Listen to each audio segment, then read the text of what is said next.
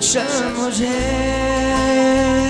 ले चल मुझे, तू है जहां, ले चल मुझे, ले चल मुझे, ले चल मुझे तेरे सिंहासन के पास, ले चल मुझे, ओ ले चल मुझे, ले चल मुझे, तू है जहां,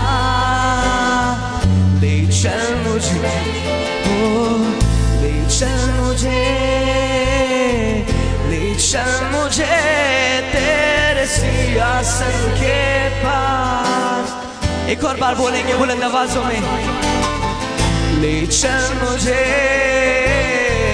ले चल मुझे तेरे सिंहासन के पास, ले चल मुझे।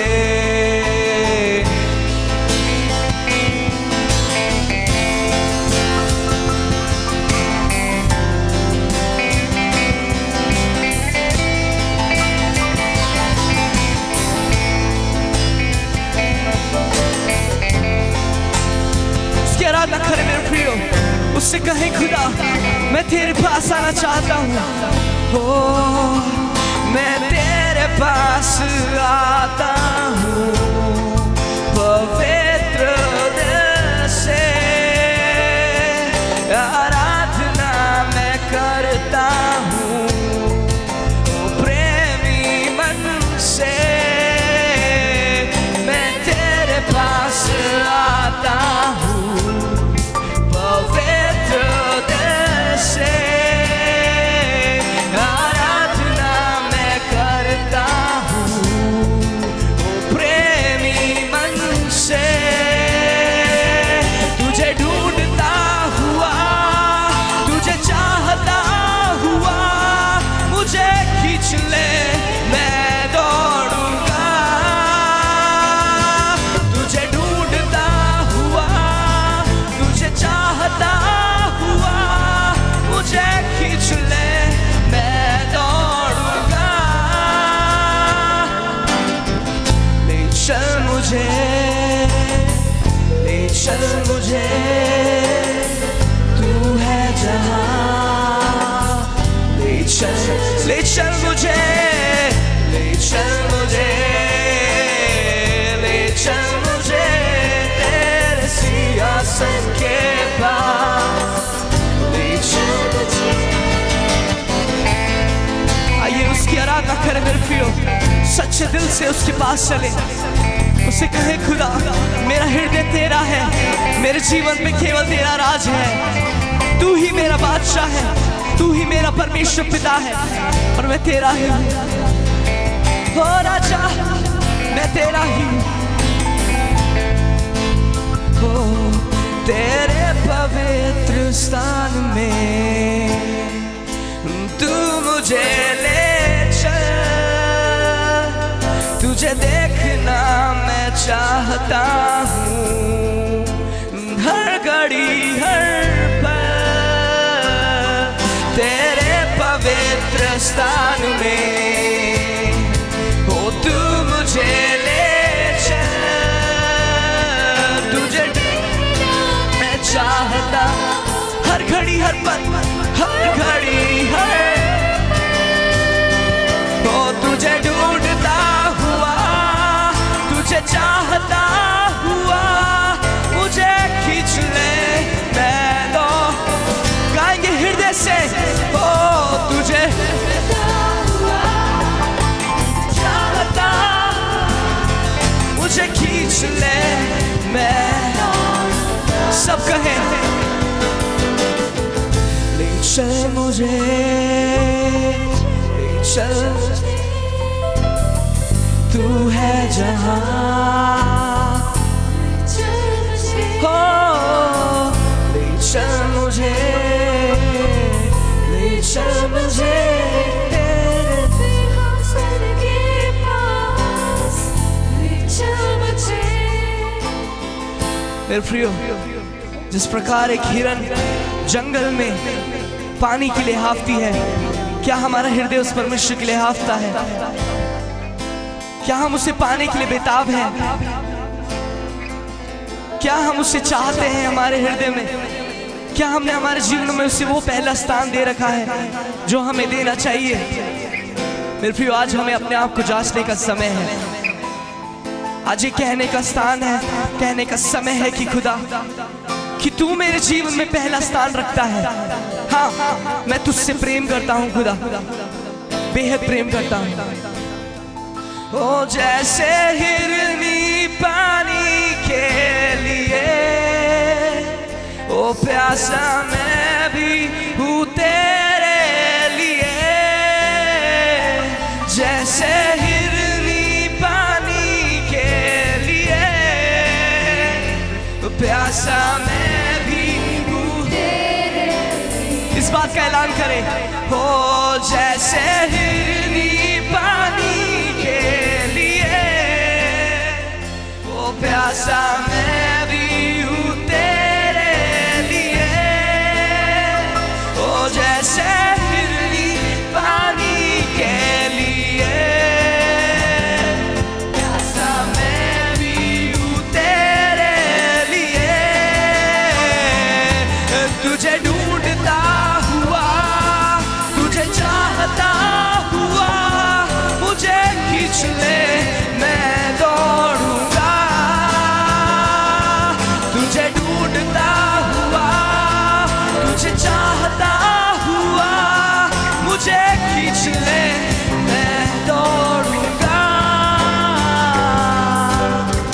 ले चल मुझे, ले चल हो, तू है जहां, ले चल खुदा, ले चल, ले चल मुझे,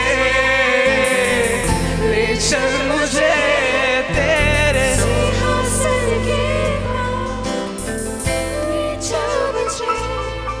मैं तेरे पास आता हूँ पवित्र दिल से, आराधना मैं करता हूँ ओ प्रेमी मन से। मैं तेरे पास पवित्र दिल, आराधना मैं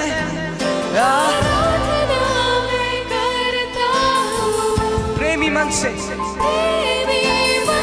एक और बार कहेंगे, हो मैं तेरे पास आता हूँ पवित्र दिल से, आराधना मैं करता हूँ ओ प्रेमी मन से।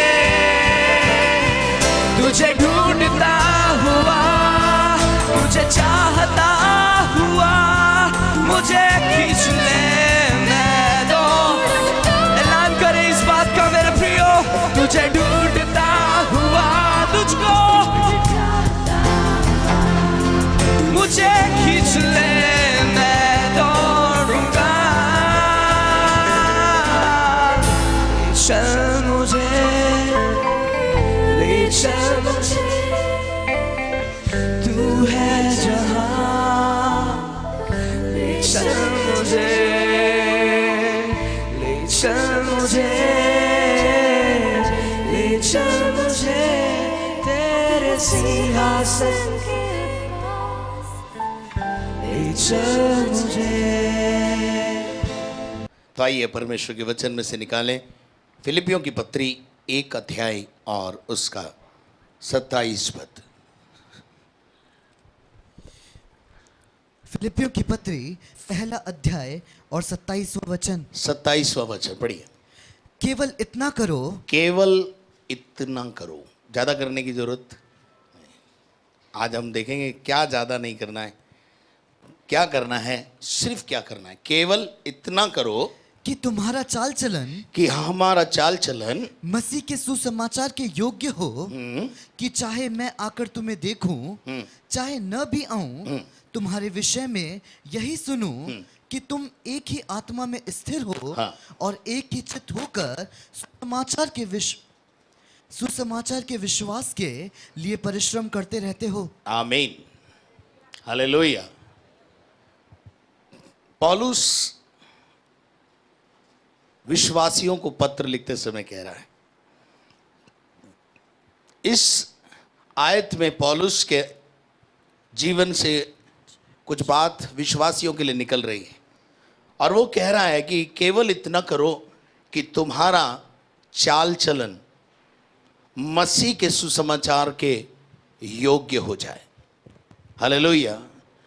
और वो कहता है चाहे मैं आकर तुम्हें देखूं और चाहे मैं ना देखूं, चाहे अगवा हो और चाहे ना हो, चाहे हम घर में हो चाहे हम बाहर हो, चाहे हम बाजार में हो और चाहे हम ट्रेन में हो और चाहे हम प्लेन में हो, कहीं पर भी क्यों ना हो, हम मसीह की चलती फिरती पत्री के समान दिखाई दें। पौलुस की इच्छा ये है।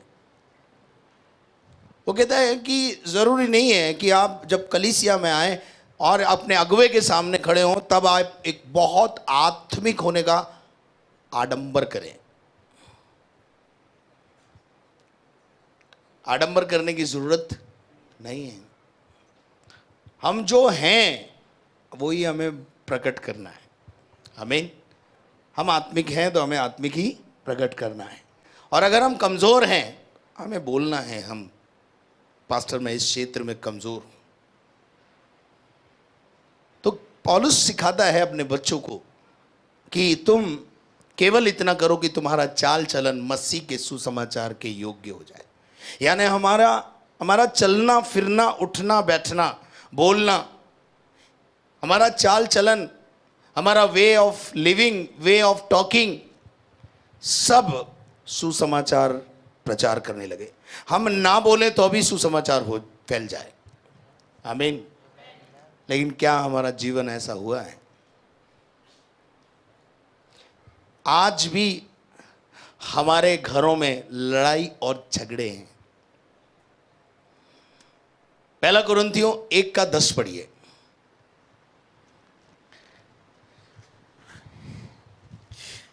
पहला कुरिन्थियों हाँ। उसका पहला अध्याय हाँ। और 10वां वचन। पौलुस बड़ी वेदना के साथ यहां पे लिख रहा है, पढ़ो। हे भाइयों, हे भाइयों, मैं तुमसे हमारे प्रभु यीशु मसीह के नाम से हाँ। विनती करता हूँ विनती करता हूं कि तुम सब एक ही बात कहो। एक ही बात कहा करो भाई, सब एक ही बात बोलो। और तुम में फूट न हो। तुम में क्या नहीं होना चाहिए? फूट नहीं होनी चाहिए। परिवारों में फूट है, पति पत्नी में फूट है, एक मन है ही नहीं।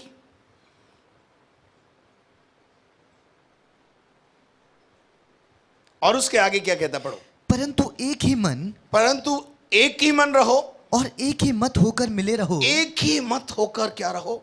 मिले रहो। बोलो मिले रहो। हमें कैसा रहना है? मिल के रहना है। हालेलुया। और उसके बाद क्या लिखता, पढ़ो, आगे पढ़ो। क्योंकि हे मेरे भाइयों, ये मेरे भाइयों, खलोए के घराने के लोगों ने, खलोई के घराने के लोगों में मुझे तुम्हारे विषय में बताया है। तुम्हारे विषय में एक परिवार है जिसने मुझे बताया है। क्या बताया? कि तुम में झगड़े हो रहे हैं। तुम में क्या हो रहे हैं? हो तो तुम प्रभु के, हो तो तुम प्रभु के। आप क्या समझते हैं? प्रभु के दास को पता नहीं चलता है आपके घर की लड़ाई झगड़े? हाँ, हैं? सब चलता है। ये मत सोचना आप ज़्यादा होशियार हो। प्रभु का दास उससे भी ज़्यादा होशियार है। वो पढ़ लेता है। वो बोलता है खलोई के घराने के लोगों ने मुझे बताया कि तुम्हारे बीच में क्या है। अभी भी मसीही जीवन में भी, परिवार मसीह में आ गया उसके बाद भी, पति पत्नी का बपतिस्मा हो गया उसके बाद भी घरों में क्या है? लड़ाई और झगड़े। आपके लड़ाई और झगड़ों की वजह से क्या हो रहा है मालूम है? आपके रिश्तेदार प्रभु में नहीं आ रहे। आज आप अपने सीने पर हाथ रख कर देखें, आपके एटीट्यूड के ठीक नहीं होने की वजह से आप अभी तक एक चलती फिरती पत्री नहीं बने उसकी वजह से, आप एक चलता फिरता मंदिर न बने उसकी वजह से, आपके व्यवहार की वजह से आपके कई रिश्तेदार आज भी प्रभु से दूर हैं। आपके घरों में लड़ाई और झगड़े हैं, पति पत्नी के बीच में कलह है, फिर बोलते हैं हम मसीह के हैं। तो पौलुस कहता है कि तुम में क्या हो रहे हैं? झगड़े हो रहे हैं। आज हमारे घरों की स्थिति क्या है?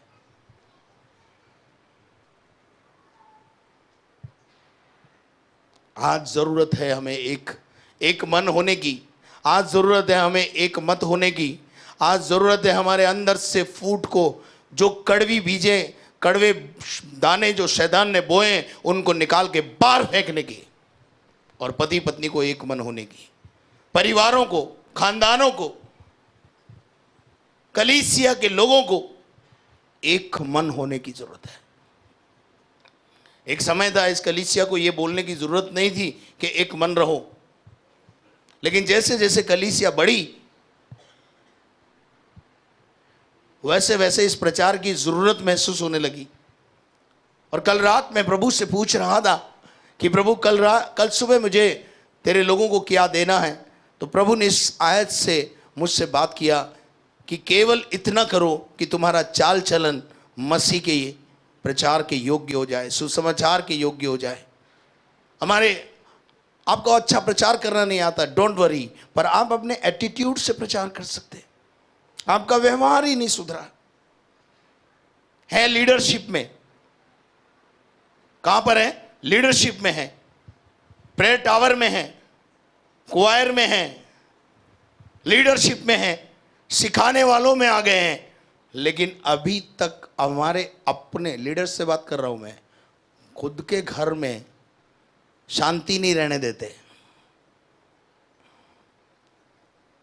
छोटी छोटी बातों को लेकर बड़े बड़े प्रॉब्लम्स क्रिएट हो रही। बात बहुत छोटी सी है, इग्नोर की जा सकती है, आराम से निपटा जा सकता है, लेकिन नहीं। पौलुस अपने विश्वासियों को लिख रहा है फिलिपियों की पत्री लिखते समय कि केवल तुम क्या करो, अपने चाल चलन को ऐसा बनाओ कि वो सुसमाचार के योग्य हो जाए। और उसके बाद वो बोलता है, वापस फिलिपियों 1:27 डालेंगे और हम उस बात को फिर से समझेंगे। केवल इतना करो कि तुम्हारा चाल चलन मसीह के सुसमाचार के योग्य हो, मसीह के सुसमाचार के योग्य हो जाए, कि चाहे मैं आकर तुम्हें देखूं, चाहे ना देखूं। कई बार मैं अपने लीडर्स को बोलता हूं, जिस दिन मैं इस कलीसिया में नहीं होऊंगा, इस कलीसिया को आगे कैसे लेकर के जाएंगे? क्योंकि बहुत सारी बातों को अभी भी मुझे सिखाना पड़ता है, अभी भी बताना पड़ता है। बैठने के सलीके को, तौर तरीकों को अभी भी बताना पड़ता है। बीच की कुर्सी खाली मत रखो, अभी भी बोलना पड़ता है। 20 साल हो गए मुझे, लेकिन बीच की कुर्सी खाली है तो है, उसमें क्या दिक्कत है? पढ़िए तो पढ़ी।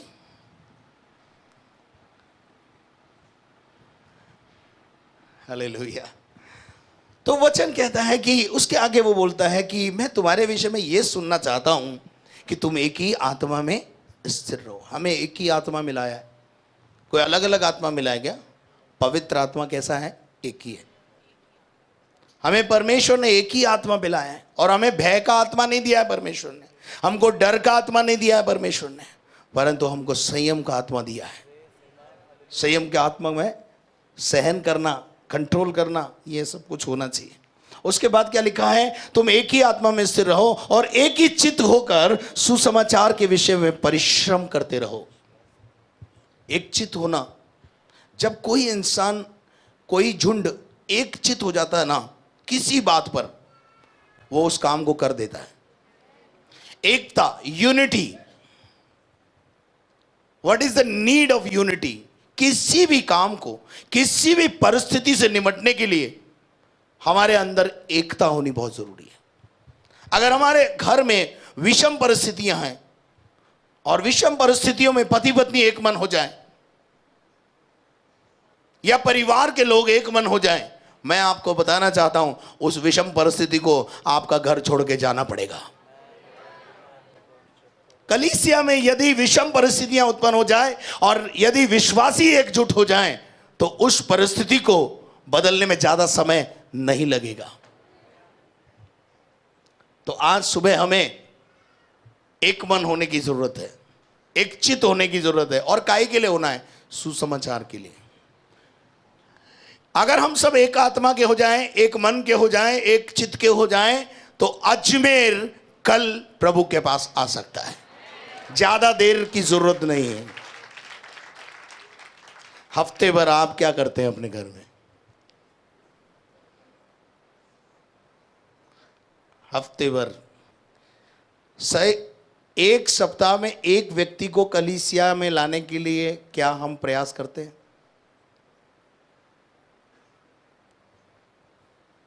सुन रहे हैं आप? टारगेट सुन रहे हैं आप? एक हफ्ते में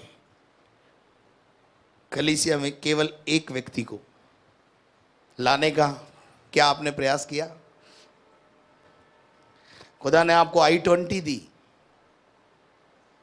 है, 220 दी, पता नहीं कौन कौन सी गाड़ियां दे दी है? जिनके पास साइकिलें थी उनको मोटरसाइकिलें दे दी, जिनको मोटरसाइकिलें थी उनको गाड़ियां दे दी। लेकिन क्या है उसका कोई यूज हुआ सुसमाचार में? नहीं। तो आज सुबह हमें इस बात पर विचार करना है कि हमको एक चित होना, काहे के लिए? सुसमाचार के लिए। पौलुस कहता है मैं आऊं या ना आऊं, मैं तुम्हें देखूं या ना देखूं, पर तुम्हारे विषय में यह सुनना चाहता हूं कि ये कलीसिया एक मन है, एक आत्मा में बह रही है, एक ही बात बोलते हैं सारे के सारे। आपको पता है जब निम्रोद ने अपनी गुम्मत बनाना शुरू किया और वो एक मन हो गए, और परमेश्वर के पास जब ये बात पहुंची तो परमेश्वर भी यूं समझ लीजिए एक तरीके से ये बोल उठा कि अगर हमने इसके बीच में गड़बड़ नहीं डाली, क्योंकि ये एक मन हो गए हैं, तो ये गुम्मत बना डालेंगे। और इसलिए उसने उतर कर वहां पर विधन डाला। जब कोई कलीसिया या जब कोई व्यक्ति या जब कोई परिवार किसी बात के लिए एक मत हो जाए तो वो काम होके ही रहेगा। तो आज सुबह नीड है, आज सुबह नीड है हमारी कि हम यूनाइट हो जाएं, हम मतभेदों को खत्म करें। हम छोटी छोटी बातों की वजह से मतभेदों में बटे हुए हैं, एक दूसरे से कड़वाहट अंदर आ गई है हमारे, और कड़वाहट रखकर हम आराधना करवा रहे हैं और कड़वाहट रखकर हम आराधना कर रहे हैं। क्या ऐसे में प्रभु का अभिषेक बहेगा? क्या ऐसे में चिन्ह और चमत्कार होंगे? बताइए, क्या ऐसे में प्रभु का आत्मा आपके जीवन से बहेगा? Never and never and never, कभी भी नहीं हो पाएगा। पढ़िएगा 2 कुरिन्थियों 13 अध्याय और उसका 11 पद। अतः हे भाइयों, अतः हे भाइयों, आनंदित रहो, आनंदित रहो, सिद्ध बनते जाओ। आनंदित रहो और क्या बनते जाओ? सिद्ध बनते जाओ। आपका और मेरा लक्ष्य होना चाहिए कि हम सिद्ध बने, परफेक्शन की ओर बढ़े। बहुत हो गया पवित्रता पर प्रचार करना, बहुत हो गया पवित्रता का स्टेप चलते चलते, लेकिन अब पवित्रता से आगे एक और स्टेप है, वो है परफेक्शन, सिद्धता की ओर बढ़ना है। परमेश्वर ने अब्राहम से भी कहा मेरी उपस्थिति में आ और सिद्ध बनने की कोशिश कर। मत्ती 5 में परमेश्वर का वचन कहता है सिद्ध बनो, मत्ती 5:48 में, कि तुम सिद्ध बनो क्योंकि तुम्हारा स्वर्गीय पिता भी कैसा है? सिद्ध है। और यहां पर पौलुस भी कहता है कि हम सिद्ध बने। बाइबल में लिखा है याकूब की पत्री के अंदर कि जो वचन में नहीं चूकता वो सिद्ध पुरुष है। वचन अक्षरक्ष पूरा करने की कोशिश करें, उससे खेले नहीं, उससे दाएं बाएं ना मुड़े। वचन अपने जीवन का आधार बनाएं। अगर बाइबल कहती है तो मैं ये काम करूंगा, बाइबल कहती है तो ये काम मैं करूंगी, अगर बाइबल मना करती है तो मैं ये काम नहीं करूंगा, नहीं करूंगी। क्या आपका जीवन का आधार बाइबल है? आप कभी कभी अपने फायदे के लिए, अपने मतलब के लिए बाइबल को ताक में रखने वाले लोग हैं। और जो इंसान बाइबल को ताक में रखकर मिनिस्ट्री करता है या आराधना करता है, उसकी ना तो आराधना स्वीकार है, ना उसकी सेवकाई स्वीकार होती है। मेरे प्रियो, परमेश्वर का वचन कहता है, पढ़िए, सिद्ध बनिए और क्या रखिए? ढाढ़स रखिए। ढाढ़स का मतलब क्या है? हियाव बंधे रख। बहुत से दफा हम हियाव को खो देते हैं। कई बार ऐसा होता है कि जब हम सेवकाई करते हैं और सेवकाई करते करते भी हमारे जीवन के अंदर हमारे को लगता है हमको उससे फल नहीं मिल रहा है, तो हम निराश होने लगते हैं। निराश मत होइए, निराश मत होइए। अपनी रोटी जल के ऊपर डालते जाइए। एक दिन आप उस रोटी को वापस देखेंगे। हालेलुया। लेकिन हम कभी कभी सुसमाचार सेवक, जो सेवकाई करने वाले हैं, वो निराश हो जाते हैं। और मैंने इतने लोगों को बोला, एक भी नहीं आया। कोई बात नहीं आया ना, तो साल भर बाद आएगा, 1.5 साल बाद आएगा। आएगा कहाँ? आएगा क्यों नहीं? बीज बोया है तो उगेगा। हालेलुया। आप अपना काम करते जाइए, निराश मत होइए, ढाढ़स बांधिए, हियाव रखिए, निराश मत होइए। विश्वासियों से कह रहा हूं। हालेलुया। मैं विश्वासियों को केवल डांटने और निराशा में ले जाने के लिए नहीं हूं, मैं ढाढ़स भी तो बता रहा हूं ना अभी। हियाव रखिए, कोई बात नहीं। मैंने भी हजारों लोगों के लिए प्रार्थना की, हजारों लोग मेरी प्रार्थनाओं के द्वारा चंगे हुए, पर सैकड़ों ही बचे। नहीं तो मैं भी निराश हो जाऊं, माइक छोड़ दूं? नहीं। मैं एक विश्वास के साथ सेवा कर रहा हूं कि जिन जिन के लिए मैंने प्रार्थना की है, जिन जिन के लिए मैंने चंगाई के लिए प्रार्थना की है, एक ना एक दिन लौट कर वापस प्रभु भवन में लेकर आएगा। मुझे विश्वास है, मुझे विश्वास है। हालेलुया। और अगर वो यहाँ नहीं आएंगे तो किसी अन्य कलीसिया में परमेश्वर के राज्य को बढ़ा रहे होंगे, क्योंकि मैंने बीज बोया है। आमीन। मैं एक किसान हूँ और मैंने एक बीज बोया है। और बीज क्या है? वचन है।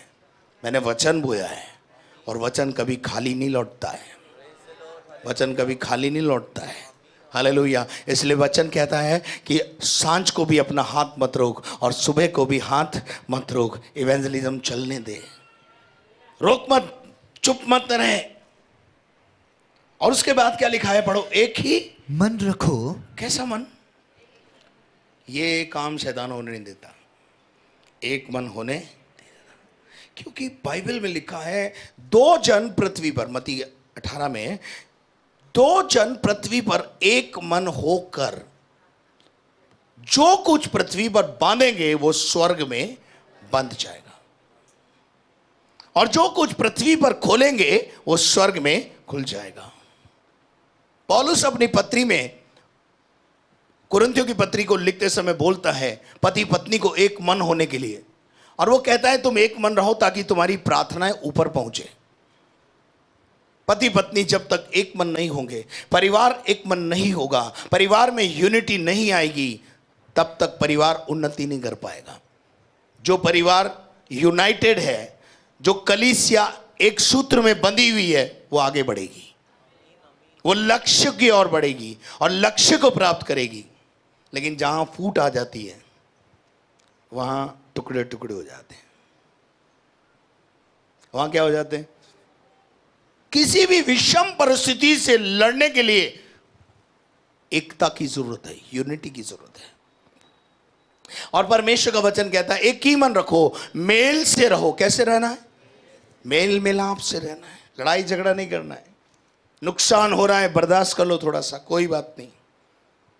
गवाही खराब नहीं होनी चाहिए। नुकसान हो जाए कोई दिक्कत नहीं, गवाही बनी रहनी चाहिए। नुकसान तो हमारा परमेश्वर हमारा भर देगा, पर अगर हमारी गवाही खराब हो गई तो कैसे सुधरेगी? अपनी टेस्टमनी को बनाए रखें, अपनी गवाही को बनाए रखें। आप इस बात को ध्यान में रखें कि मैं इस धरती पर यीशु मसीह का गवाह हूं। हालेलुया। और क्या लिखा है? प्रेम और शांति का दाता परमेश्वर तुम्हारे साथ रहेगा। जब एकता है वहां परमेश्वर है। जहां एकता है वहां परमेश्वर है, जहां एकता नहीं है, जहां एक मन नहीं है, वहां परमेश्वर नहीं। आज मैं आपसे कहना चाहता हूं, हमें एक मन होने की जरूरत है, हमें एक चित्त होने की जरूरत है। हालेलुया। परमेश्वर के वचन में रोमियो की पत्री 15 अध्याय 5 और 6 पद भी पढ़े। धीरज और शांति का दाता परमेश्वर, धीरज और शांति का दाता परमेश्वर। किसका, कौन सा परमेश्वर है? हमारा, जो धीरज धरता है और शांति का दाता है, और तुम्हें ये वरदान दे, तुम्हें ये वरदान दे। आज सुबह प्रभु से ये वरदान मांगे कलीसिया, हे प्रभु हमें एक मन कर दे, हम पति पत्नी को एक मन कर दे, हमारे परिवार को एक मन कर दे, घर में जितने छत के नीचे रहते हैं सब एक मन हो जाएं। क्या मांगना है आज? क्या मांगना है आज? एक वरदान, प्रभु की ओर से एक वरदान आज इस कलीसिया को मिले, इस कलीसिया के हर एक परिवार को मिले कि वो सब एक मन हो जाए। कोई तो बोले आमीन, आमीन। और बेटे, कि मसीह यीशु के अनुसार, कि यीशु मसीह के अनुसार आपस में एक मन रहो। आपस में कैसे रहें हम? प्रभु आज हमें एक ऐसा वरदान दे कि हम आपस में एक मन रहें, कलीसिया एक मन हो जाए। अगर ये कलीसिया एक मन हो जाए ना, तो अजमेर प्रभु के पास जल्दी आ जाएगा। बट शैतान ने क्या कर दिया है मालूम है?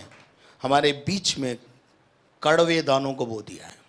एक परिवार दूसरे परिवार से बात करना पसंद नहीं करता है। ऐसे कई परिवार हैं जिनके बीच में टंटे हैं, परिवारों के बीच में टंटे हैं, खानदानों के बीच में टंटे हैं, पति पत्नी के बीच में टंटे हैं। ऐसे में प्रभु की आत्मा कैसे बहेगी? आप ही बताइए, क्या ऐसे में प्रभु की आत्मा बहेगी? क्या प्रभु की आत्मा आपके अंदर से निकलेगी? क्या आपके अंदर से जीवन का जल की नदियां बहेंगी? नहीं, कभी नहीं बह सकती। तो परमेश्वर का वचन कहता है, एक मुंह होकर हमारे प्रभु यीशु मसीह के पिता की क्या करो? तुम बड़ाई करो। सो मेरे अजीजों, किसी भी बात के लिए जब कोई व्यक्ति एक मन हो जाते हैं तो एक बड़ा चमत्कार होता है, बड़ा काम होता है। आइए मैं परमेश्वर के वचन में से कुछ बातें आपको बताकर एकता की बातें बताना चाहता हूं। मरकुस रचित सुसमाचार उसका 2 अध्याय, वहां पर एक बहुत ही जाना पहचाना पैराबल, आपको एक घटना है वहां पर, उसको हम पढ़ेंगे। पढ़िए। कई दिनों के बाद वह फिर कफरनहूम में आया। यीशु मसीह, इसका मतलब क्या है? कफरनहूम में बार बार आया जाया करता था। और काफी लंबे समय के बाद एक और बार यीशु मसीह कफरनहूम शहर में आया और सुना गया कि वो घर में है। कहां पर है यीशु मसीह? अपने घर में है। आगे, फिर इतने लोग इकट्ठा हुए, फिर इतनी भीड़ इकट्ठी हुई कि द्वार के पास भी जगह नहीं, द्वार के पास भी जगह ना मिली। और वह उन्हें वचन सुना रहा और यीशु मसीह सुसमाचार की सेवकाई कर रहा था, प्रचार कर रहा था। और उस समय क्या हुआ? और लोग एक लकवे के रोगी को, ध्यान से सुनिएगा, लोगों पर अंडरलाइन करो, गोला कर लो। कुछ लोग एक मन हो गए किसी बात पर। कुछ लोग एक लकवे के रोगी को 4 मनुष्यों से उठवाकर, कितने मनुष्य? 4 मनुष्य। ये दोनों जो शब्द है वो एकता को दिखा रहे हैं। कुछ लोगों ने बोला होगा, चलो जी हम सब मिलकर के इस बंदे को उठाएंगे और प्रभु यीशु मसीह के पास ले जाएंगे, और यीशु मसीह से क्या करेगा? वहां फूट नहीं थी, सबने बोला यस। क्या बोला? यस, अभी करेंगे इस काम को। लेकिन वहां पर अगर फूट होती तो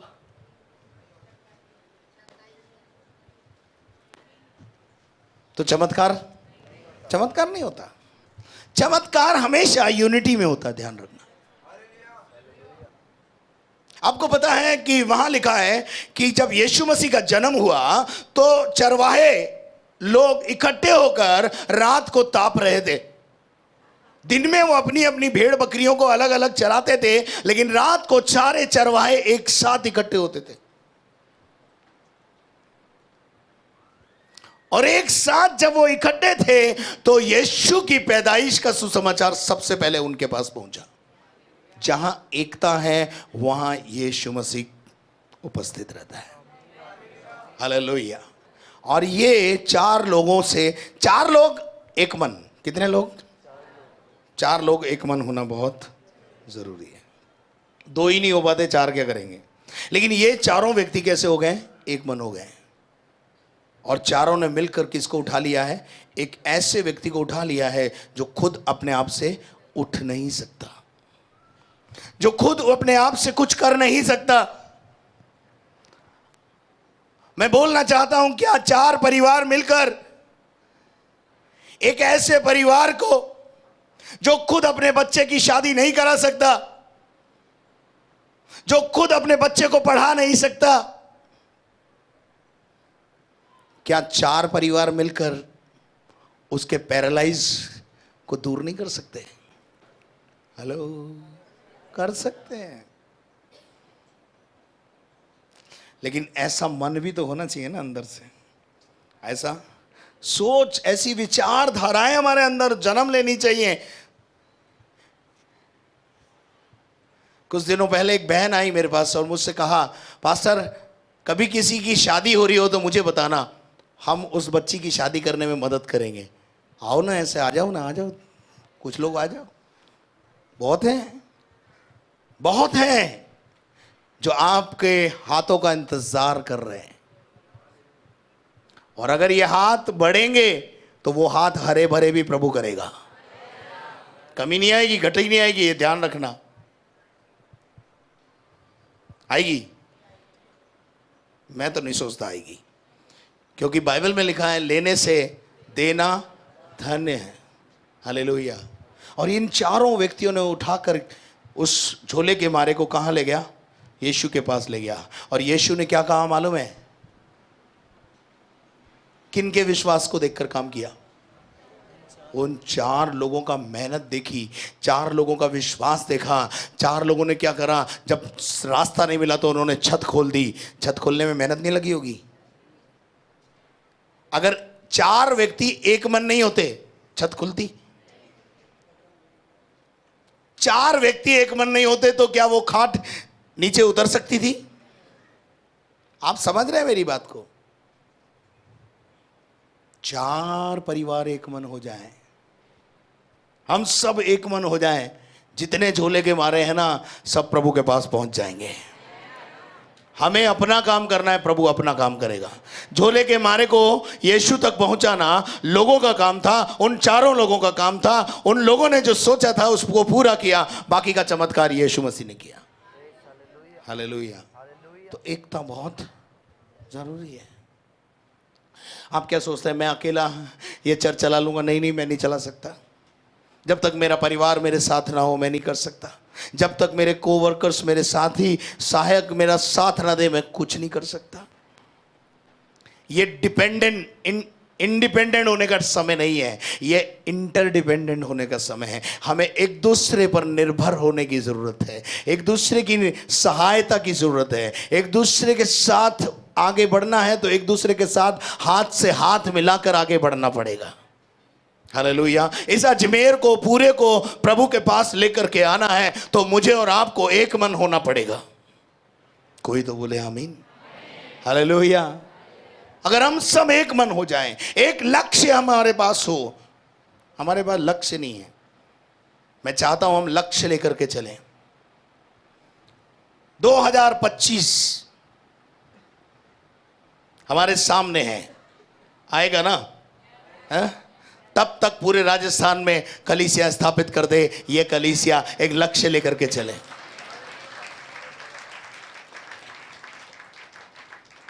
हालेलुया। और आपके पास अपना लक्ष्य होना चाहिए कि हर रविवार को मैं एक नए व्यक्ति को प्रभु की आराधना में लेकर आऊंगा। ये काम बहुत मुश्किल है पास्टर, मैं तो बहुत बिजी हूं। ये ज्योति बहन बोलती है पास्टर राजेंद्र डेविड इजी है। प्रभु मैं तो बहुत बिजी हूं। ये राजू भैया इजी है, ये करे ना। हेलो, भारत में इस समय 2019 में लोकसभा के इलेक्शन होने वाले हैं और विधानसभा के इलेक्शन नजदीक आने वाले हैं। एक एसएमएस हमने यहाँ पर से छोड़ा था कि आ जाओ आज शाम को हम अपने देश के लिए प्रार्थना करेंगे। एक टीम भी आई हुई है। एसएमएस डाला, व्हाट्सएप डाला, आए। कितने लोगों को व्हाट्सएप मिला और एसएमएस मिला? हाथ ऊंचा करे जरा। बाकी लोगों को मिला ही नहीं। ऐसा कैसे हो सकता है? आपने नंबर दिया हुआ है, मैंने एसएमएस करवाया। माउंट कार्मेल क्या जो वो व्हाट्सएप ग्रुप है उस पे डाला, वॉइस मैसेज भी डाला, सारे प्रयास किए हैं, लेकिन हमारी कलीसिया के सर पे जूई भी हो रहे हैं। तो इलेक्शन हमें क्या? कोई भी प्रधानमंत्री बने, कोई भी कुछ भी बने, हमें क्या? क्या ये प्रार्थना का विषय हमें प्रभु के सामने नहीं रखना था? चलिए कोई बात नहीं, अभी भूल गए, कोई बात नहीं। 13, 14 और 15 नवंबर को पूरे भारत के विश्वासी उपवास प्रार्थना में जा रहे हैं इलेक्शन के लिए। अरे बाप रे,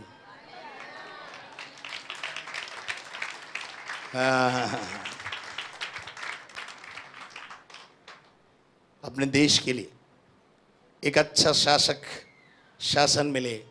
हमें किसी पार्टी वार्टी से कोई लेना देना नहीं, हमें अच्छा कैंडिडेट चाहिए। वो कैंडिडेट चाहिए हमें जो हमारी ये जो प्रचार करने की जो स्वतंत्रता है उस पर हनन ना करे। बस हम प्रभु की आराधना कर सके, हमें एक ऐसा कैंडिडेट चाहिए बस। हालेलुया। हमें पार्टी पुटी से कोई मतलब नहीं है। हालेलुया। तो अभी आ जाना, क्या करना है? आ जाना कि हम इस काम को कर सके। चलिए आगे पढ़ेंगे। निर्गमन का 17 अध्याय और उसके 12 पद से पढ़ना शुरू करें। निर्गमन 17 12 पद। हाँ। पर जब मूसा के हाथ भर गए, जब मूसा के हाथ भर गए, तब उन्होंने एक पत्थर लेकर, 8 पद से पढ़े बेटा, 8 पद से। तब अमालेकी आकर रपीदीम में इजराइलियों से लड़ने लगे। अमालेकी इजराइलियों से लड़ने लगे। एक उदाहरण मैं आपके सामने रखना चाहता हूं, कलीसिया के एक पैटर्न को आपके सामने रखना चाहता हूं। और अमालेकी लोग जो इजराइलियों को आगे जाने नहीं दे रहे थे, इजराइलियों को आगे बढ़ने नहीं दे रहे थे, कनान देश उनका लक्ष्य था, उस और जाने नहीं दे रहे थे। और वहां पर मूसा के जमाने की बात है, और वहां पर एक बड़ी लड़ाई वहां पर छिड़ गई। और उस लड़ाई में कैसे विजय मिली, पढ़िए। तब मूसा ने यहोशू से कहा, मूसा ने यहोशू को बुलाया और यहोशू से कहा, हमारे लिए कई पुरुषों को हमारे लिए क्या कर? कई पुरुषों को क्या कर ले? चुनकर क्या कर ले? छांट ले और बाहर जाकर अमालेकियों से लड़। एक आदेश मूसा ने यहोशू को दिया। क्या बोला? कि अमालेकियों से लड़ने के लिए कल कुछ लोगों को लेकर के मैदान में जा और उनसे लड़ाई करने के लिए जा। और उसके बाद क्या हुआ? और मैं कल परमेश्वर की लाठी में, और मैं कहाँ जाऊंगा? पहाड़ी की चोटी पे जाऊंगा। और क्या लेके जाऊंगा? परमेश्वर की उस लाठी को लेकर के उस पहाड़ पे जाऊंगा। और मूसा की इस आज्ञा के अनुसार यहोशू अमालेकियों से क्या करने लगा? लड़ने लगा। Hallelujah, hallelujah. और मूसा कहां चला गया? पहाड़ पे चला गया। आप लोग बाहर क्यों बैठे हुए हैं? ए भाई साहब, आप लोग बाहर क्यों बैठे? अंदर आओ, अंदर आओ, अंदर आओ, अंदर। जब अंदर जगह पड़ी, बाहर क्यों बैठे? जल्दी आओ। समझ में नहीं आता है।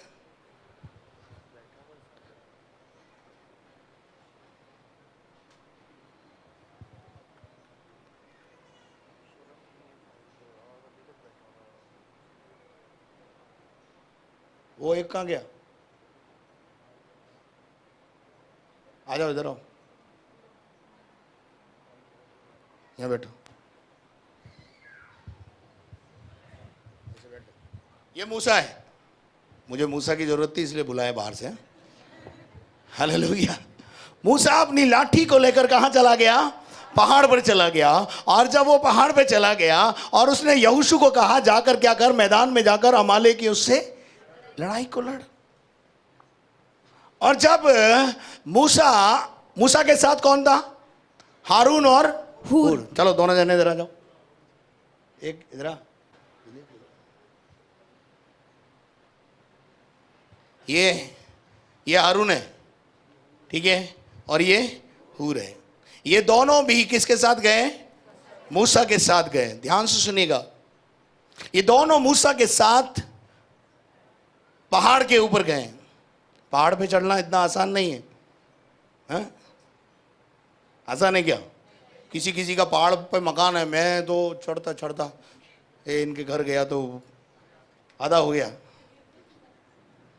अब ये कई बार बोलते दोबारा कब आ रहे हो, मैं वो पहले सोचता हूँ।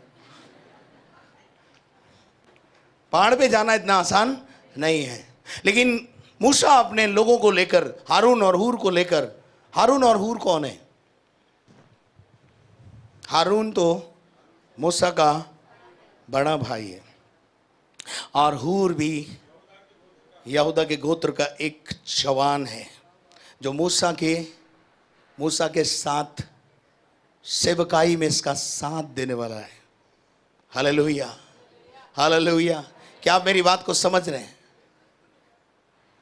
मैं बताना चाहता हूं कि किसी भी विजय को प्राप्त करने के लिए, किसी भी लड़ाई को प्राप्त करने के लिए मूसा अकेला काफी नहीं है, उसको यहोशू की भी जरूरत है। जो मैदान में जाकर बैटलफील्ड के अंदर जाके लड़ाई लड़े, उसकी भी जरूरत है। कई बार आपके मन में ऐसा आता है, अच्छा ये पास्टर खुद तो सुसमाचार सुनाने जाता नहीं है, हमको बोलता है। मूसा ने किसको बोला लड़ने जाना? आप कौन है? आप कौन है? You are Joshua. अगर आप मुझे अपना लीडर मानते हैं तो मैं मूसा हूं, और अगर मैं मूसा हूं तो आप कौन है? जोशुआ हैं, यहोशू हैं। और यहोशू लड़ाई के मैदान में लड़ाई लड़ने के लिए कुछ लोगों को उसने भी इकट्ठा किया है, कुछ विश्वासियों को उसने इकट्ठा किया, कुछ योद्धाओं को इकट्ठा करके लड़ाई के मैदान में चला गया। और जब वो लड़ाई के मैदान में लड़ाई कर रहा है, मूसा वाज ऑन द माउंटेन। मूसा अपने हाथों को क्या करे हुए है? उठाए हुए हैं। थोड़ा हाथ उठा लेना जी। अच्छा ये बताइए, अब ये मूसा, जब बाइबल बताती है, अगर आप पूरा अध्ययन करेंगे आपको मालूम पड़ेगा कि जब मूसा ने अपने हाथ उठाए हुए थे, जब मूसा अपने हाथों को उठाए हुए था, नीचे यहोशू विजय का पताका फहरा रहा था। हालेलुया। किसी के हाथ उठाने की वजह से आपके जीवन में विजय आई हुई है। कोई है जो आपके लिए हाथ उठाकर खुदा से बोल रहा है, खुदा इन परिवारों में विजय को दे दे। हालेलुया। लेकिन कभी कभी क्या हुआ, मूसा का हाथ भर गया। कब? ये भी इंसान है ना, मूसा भी तो इंसान है, मैं भी एक इंसान हूं। कभी कभी हम थक जाते हैं, कभी कभी हम निराश हो जाते हैं। क्या मूसा के जीवन में निराशा नहीं आई? क्या मूसा को परेशान नहीं किया लोगों ने? और जब मूसा को लोग परेशान करते थे तो मूसा क्या करता था बेचारा? प्रभु मैं क्या करूं, इनको मैंने कोख से जन्मा गया, इनको मेरे पल्ले बांध दिया तूने। तंग करते थे। और जब इसका हाथ नीचे हुआ, ध्यान से सुनिएगा, जैसे ही इसका हाथ नीचे हुआ, बाइबल पढ़ लेना, निर्गमन का 17 अध्याय 8 पद से पढ़ेंगे तो वहां पर लिखा हुआ है, पढ़ देना बेटा जरा। पर जब मूसा के हाथ भर गए, तब मूसा के हाथ जब भर गए, तब उन्होंने एक पत्थर लेकर मूसा के नीचे रख दिया। अब मूसा के नीचे क्या रख दिया इन्होंने? एक पत्थर। यहां पर एक पत्थर रख दिया। और उधर भी एक पत्थर रख दिया। आगे पढ़ो। और वह उस पर बैठ गया और वो उसके ऊपर बैठ गया। और हारून और हूर एक एक अलंग में हाँ? उसके हाथों को संभाले रहे। कैसे पकड़ के रखा? कैसे? क्या आपने अपने पास्टर का हाथ ऐसे पकड़ा हुआ है? हेलो, विजय कहां से आ रही है? नीचे मूसा के हाथ उठाने की वजह से, मूसा की प्रार्थना की वजह से, मूसा का परमेश्वर के साथ एक संबंध होने की वजह से यहोशू क्या पा रहा है? विजय पा रहा है। कुछ लोग क्या बोलते हैं मालूम है? मैंने इस कलीसिया में हजारों लाख जोड़े हैं, मैं ही हूं जिसकी वजह से ये कलीसिया चल रही है। अच्छा, यहोशू और मूसा कुछ नहीं है। आपको बाइबल पढ़ना किसने सिखाया?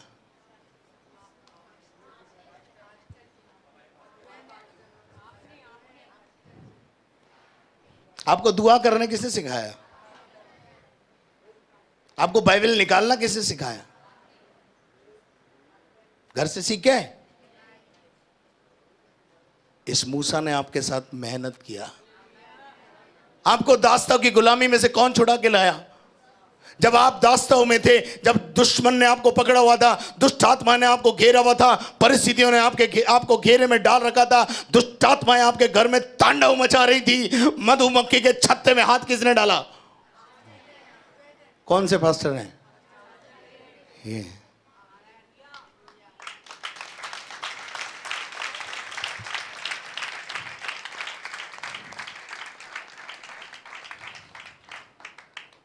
आज मूसा को किसकी जरूरत है?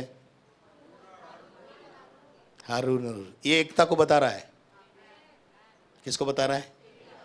यूनिटी को बता रहा है, ट्रिनिटी को बता रहा है। तीनों एक मन है, तीनों एक मन है। नीचे क्या आ रही है? नीचे क्या आ रही है? नीचे क्या आ रही है? अगर हाथ छोड़ दिए जाएं, छोड़ दो ना, हाथ छोड़ दिए जाएं, नीचे क्या आ रही है? नीचे क्या आ रही है? नीचे क्या आ रही है? पढ़िए बेटा, पढ़िए, आगे पढ़िए जरा। और उसके हाथ सूर्यास्त तक स्थिर रहे। आगे। और यहोशू ने अनुचरों समेत हाँ। अमालेकियों को तलवार के बल से हरा दिया। यहोशू ने क्या करा? नीचे तलवार से अमालेकियों को क्या करना शुरू किया? हरा दिया। मारना शुरू किया। एक बात सुनिए, कई लोग क्या सोचते हैं मालूम है? ये पास्टर आयंदा डेविड दिन भर एसी में बैठा रहता है और हमें बोलता है जाओ घर घर जाके भटकते रहो। अगर ये मनसा है आपकी तो ये ठीक मनसा नहीं है। मैं भी आपके लिए यहां पर अपने हाथों को उठाता हूं। प्रभु, तेरा दास वहां गया हुआ है, उस जगह पर एक विजय मिलना चाहिए उसको।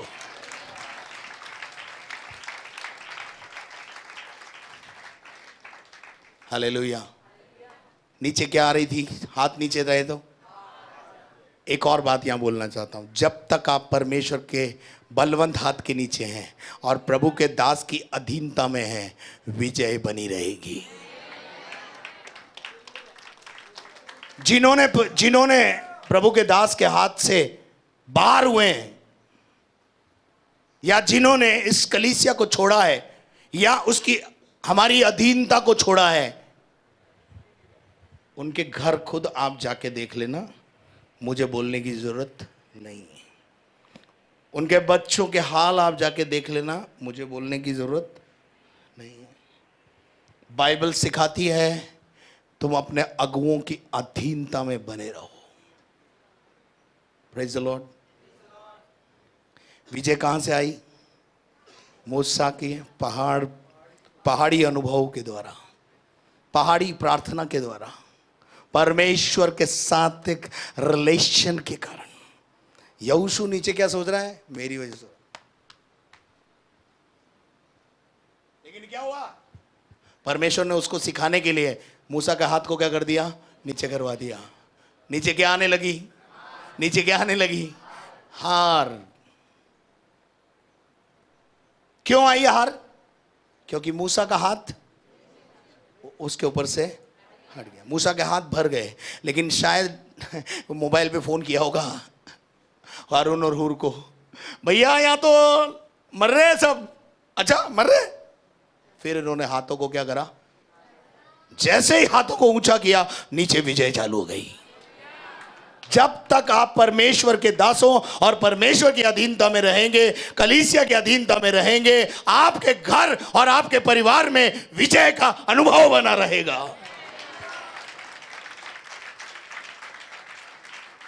Hallelujah, thank you, God bless you.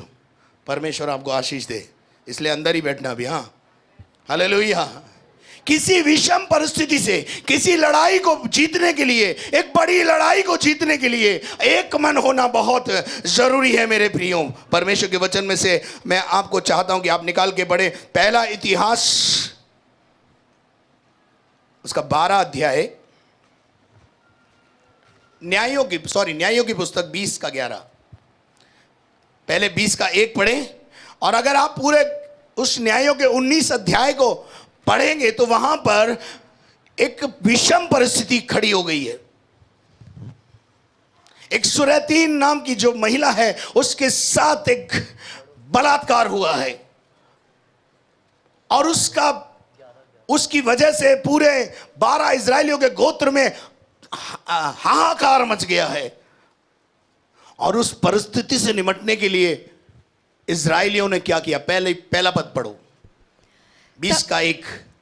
तब दान से लेकर बशरेबा तक हाँ, के सब इजरायली और गिलाद के लोग भी निकले और उनकी मंडली एक मत होकर। देख, पहली बात देखिए, यहां पर लिखा है तब दान से लेके बेरशेबा तक के सब इजरायली पर अंडरलाइन करें, सब विश्वासी।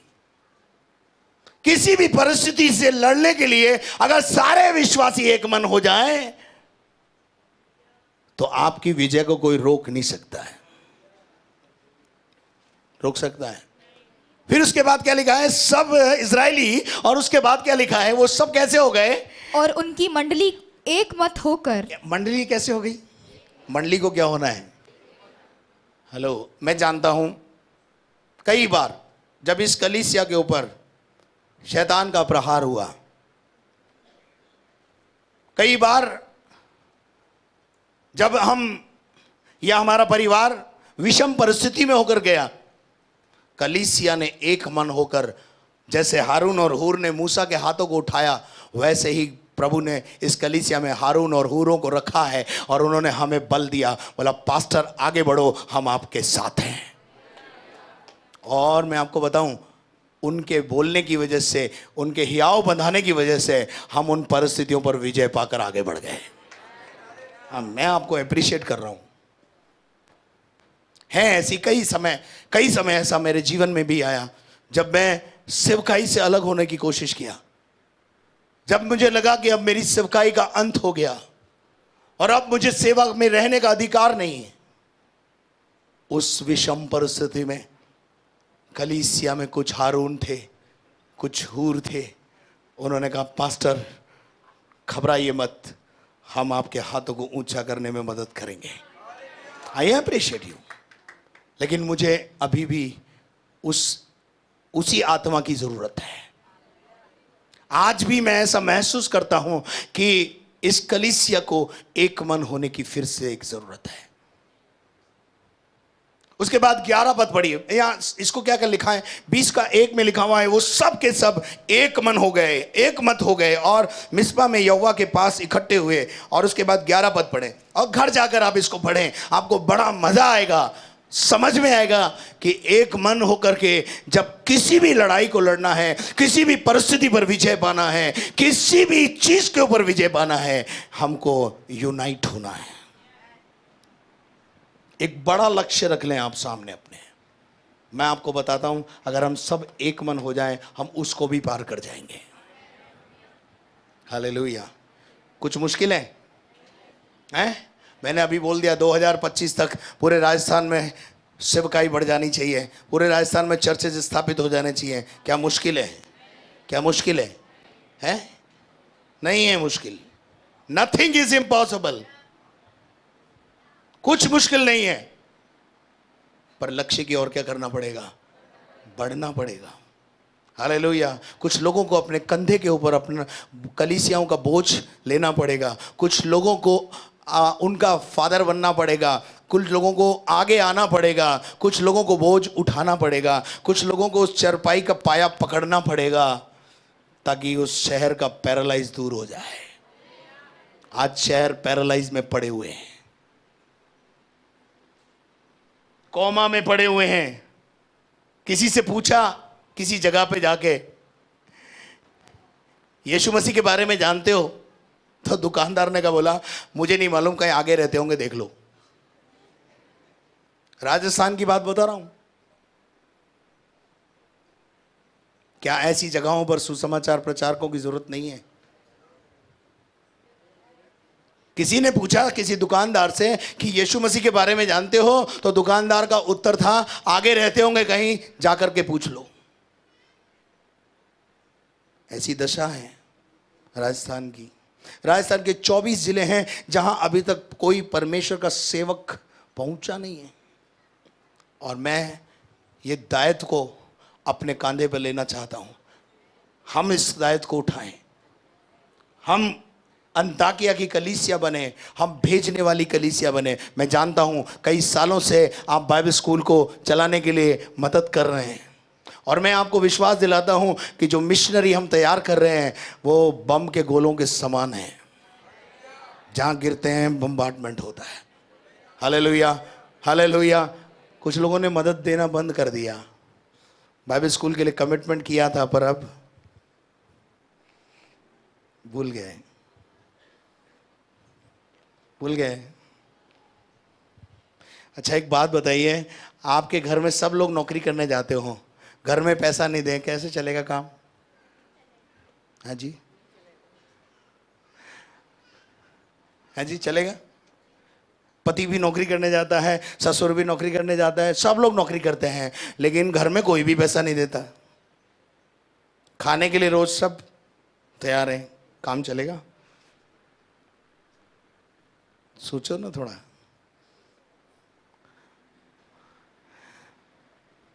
कमिटमेंट किया था, परंतु अब बाइबल स्कूल तो चल रहा है, पर आपका कमिटमेंट बंद हो गया। अब हाथ नीचे होने लगे हैं। मूसा के हाथ भरने लगे। अब मूसा यही सोचता रहता, कहां से लाऊं, कहां से लाऊं, कहां से लाऊं, कहां से चावल लाऊं, कहां से तेल का पीपा लाऊं, कहां से क्या करूं, कहां से क्या करूं, कहां से क्या करूं। पहले मूसा को यह सोचने की जरूरत नहीं थी। कोई पीपा ला रहा है, कोई आटा ला रहा है, कोई चावल ला रहा है, कोई दाल ला रहा है, कोई पैसा दे रहा है, सब काम बढ़िया चल रहा था। अभी दिन और रात यही सोचता रहता हूँ, कहाँ से लाऊं। शाम को खाना खिलाना है बच्चों को, कहाँ से खिलाना है। तो हाथ क्या हो गए, भर आए हैं। फिर कल मैंने प्रभु के दास को बोला, मैंने ये बाइबल स्कूल के लिए एनवलप आए, पहले इतने आते थे, अभी इतने थे। बोला ये गिन लो भैया कितने, इसी से पूरा महीना चलाना है। कल मैंने वो उसको बंटी को डांटा, मैंने बंटी इतना इतना सब्जी क्यों मंगाता है? अरे भाई साहब, आलू तो मंगाना ही पड़ेगा ना, टमाटर तो मंगाना ही पड़ेगा ना। हाँ हाँ, वो तो जरूरी है। अरे तो हरा धनिया मत डालना।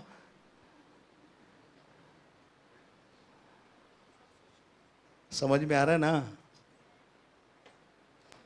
तो परमेश्वर का वचन इस प्रकार से बताता है। एक और जगह से मैं आपको बताना चाहता हूं। पहला इतिहास, अच्छा ये तो हो गया। चलिए एक बात बताता हूं। नेहमिया की किताब 4 अध्याय 16 और 17 पद। नेहमिया जब उस बड़े काम को, किसी भी बड़े काम को करना हो तो हमको एक मन होना है।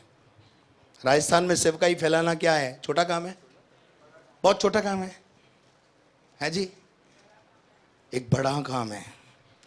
नेहमिया के पास एक बड़ा काम था। एजरा उस काम को नहीं कर पाया था। अगर आप बाइबल के पढ़ने वाले हैं, एजरा के दिल में भी इच्छा तो थी, तमन्ना तो थी, करूं, और किया भी, प्रयास भी किया, लेकिन उससे कर नहीं पाया।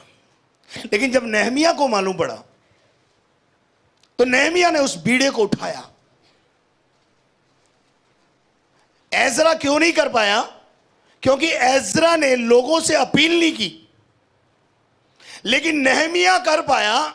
इसका कारण है नेहमिया ने लोगों का सहयोग जुटाया। मैं कभी भी शर्माता नहीं हूं प्रभु के लिए मांगने के लिए। भले आप मेरे को बोलो कुछ भी, कोई फर्क नहीं पड़ता, क्योंकि मैं अपने लिए नहीं मांगता हूं, ना अपने परिवार के लिए मांगता हूं। मैं मांगता हूं प्रभु के राज्य के लिए, और मैं इसलिए मांगता हूं कि आप भी उसमें आशीष के भागी हो जाएं। जो देता है वो आशीष का भागी होगा। आमीन। मैं आपको धनवान बनाना चाहता हूं, मैं आपको गरीब रखना नहीं चाहता। Hallelujah, hallelujah. और एक एक नए पैसे का हिसाब रखता हूं और प्रभु के राज्य में बोता रहता हूं। यही है मेरी बढ़ोतरी का राज। और उसके बाद क्या हुआ, पढ़ो बेटा। जब हमारे शत्रुओं ने सुना, जब हमारे शत्रुओं ने सुना कि ये बात हमको मालूम हो गई कि ये बात हमको मालूम हो गई है, और परमेश्वर ने उनकी युक्ति निष्फल की है। परमेश्वर ने उनकी युक्ति को क्या कर दिया है। हमारे शत्रुओं की युक्तियां जितनी भी बनाए वो हमारा परमेश्वर उन्हें क्या कर देगा, निष्फल कर देगा। और एक बड़ा काम है। क्या काम है? यरूशलेम की शहर बना टूटी पड़ी है और उसके फाटक जले पड़े हैं और सारा जो वातावरण है वो बर्बादी का वातावरण है। ऐसे में नेहमिया ने वहां पर एक बीड़ा उठाया है, जैसे इस कलीसिया ने बीड़ा उठाया है कि आने वाले सालों में पूरे राजस्थान में परमेश्वर के राज्य के लिए कलीसिया स्थापित करना है। कोई तो बोले आमीन। हमने उठाया है बीड़ा, हमने उठाया है बीड़ा और हम उठाएंगे। हालेलुया। और हम मिशनरियों को तैयार करेंगे और जगह जगह पर भेज देंगे। हालेलुया। और उसके बाद क्या लिखा है, पढ़ो। तब हम सब के सब शहरपनाह के पास, सबके सब, बोलो सबके सब, अंडरलाइन करो।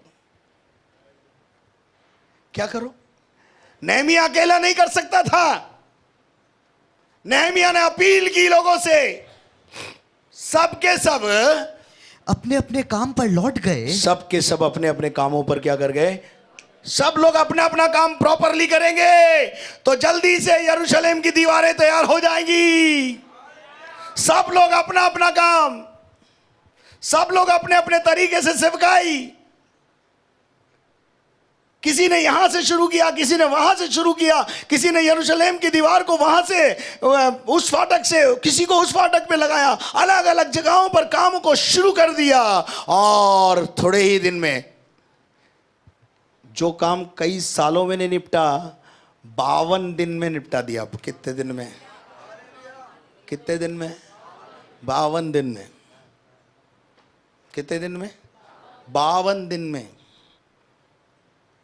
जो काम सालों में नहीं निपटा, लेकिन सब एक मन हो गए। सब लोग अलग अलग जाकर के काम करने लगे और अलग अलग तरीके से काम शुरू हुआ और सब एक मन होकर काम करने लगे। तो क्या हुआ?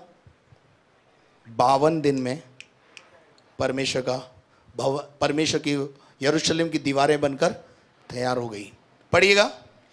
उस दिन से हाँ। मेरे आधे सेवक तो उस काम में लगे रहे, आधे सेवक तो उस काम में लगे रहे और आधे बर्छियों, और आधे लोग बर्छियों को, तलवारों और तलवारों को, धनुषों और मनुष्य को, धनुषों हाँ धनुषों को, और झिलमों को धारण किए रहते थे। आगे। और यहूदा के सारे घराने के पीछे हाँ। हाकिम रहा करते थे। हाँ। शहरपनाह के बनाने वाले, शहर बना के बनाने वाले, और बोझ के ढोने वाले, और बोझ के ढोने वाले, अलग अलग काम अलग अलग जगह पर लोगों को दिया और दोनों भार उठाते थे। दोनों भार उठाते थे। सब लोग अपना अपना काम करें।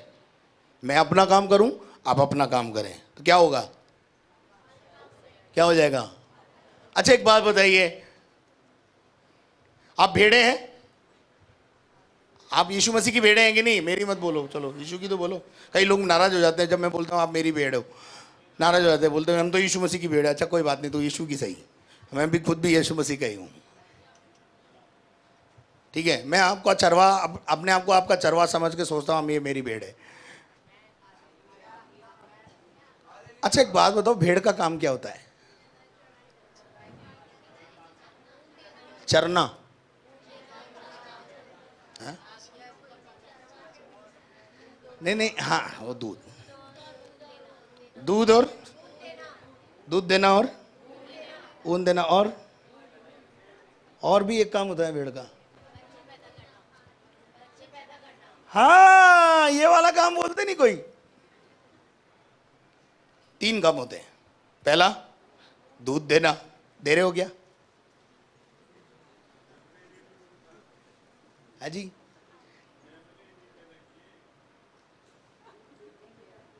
नंबर 2, समय समय पर ऊन देना, और साल में 1-2 बार, 2 बार बच्चे भी देना। दे रहे क्या? राम स्वरूप जी सही बोलना, दिए क्या? तो फिर कैसी भेड़ हो? और बांझ भेड़ को कहाँ रखना था? तो चालू हो जाओ। आप इधर बैठते हो, टारगेट पे रहते हो।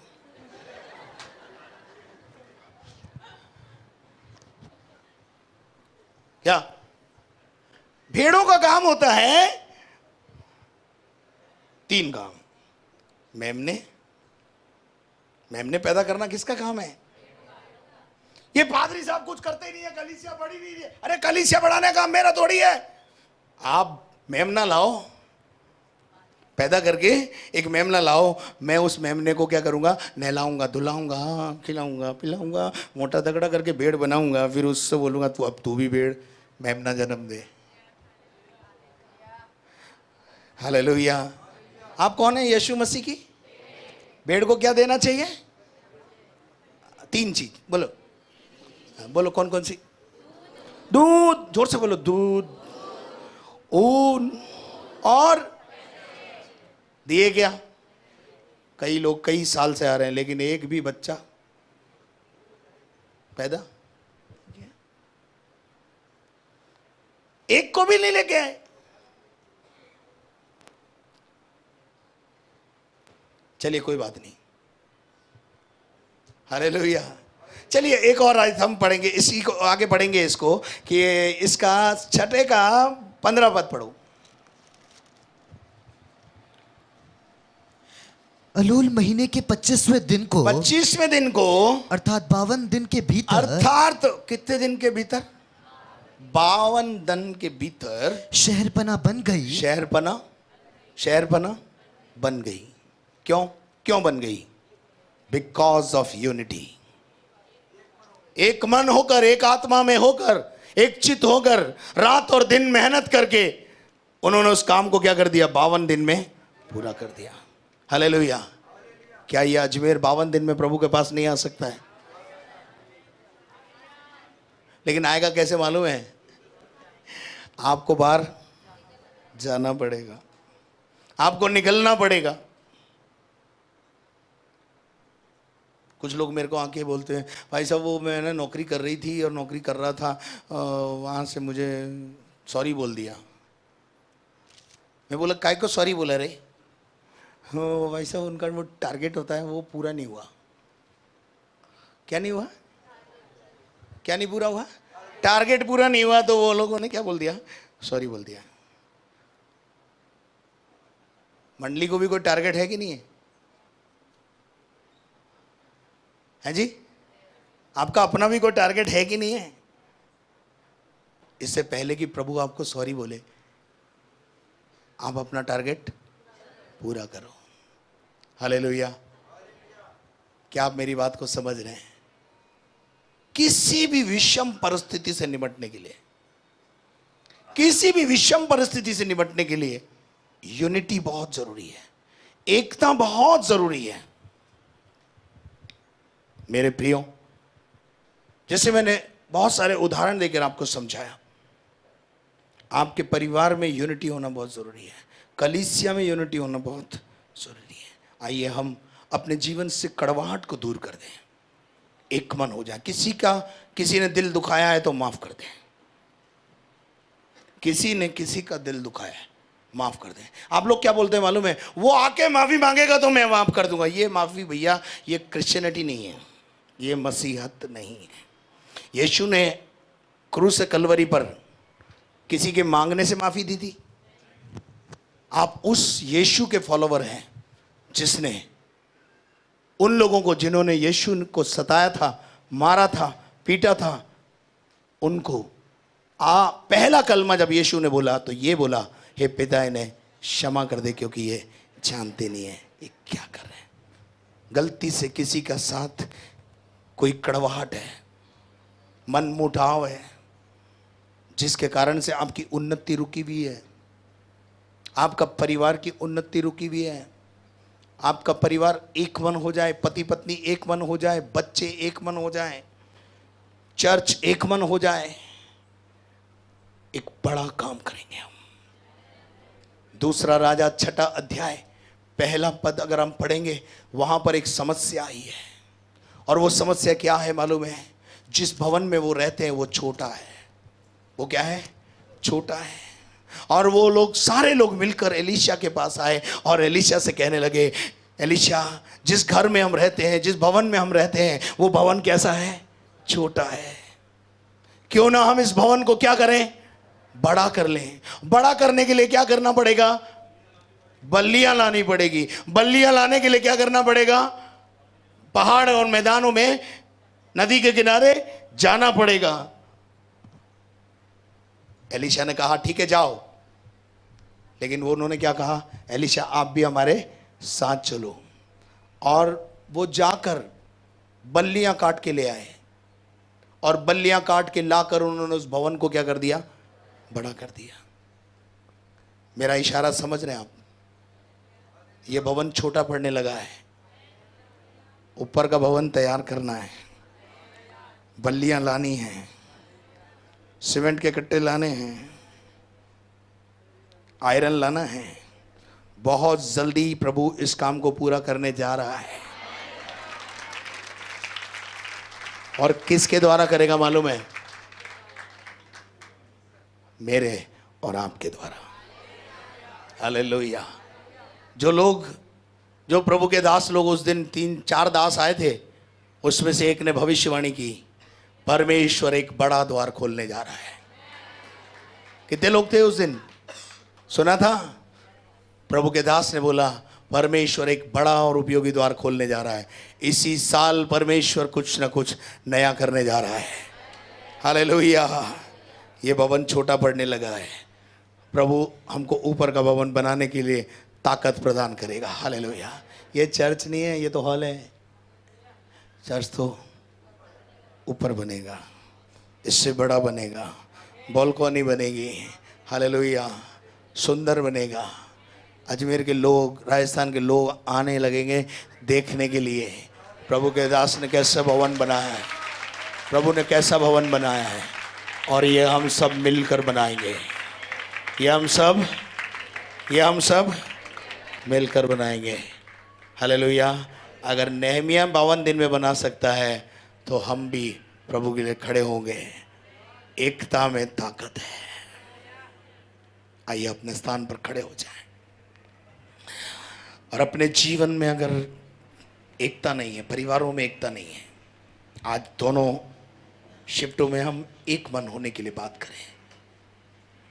अपनी आंखों को बंद करें।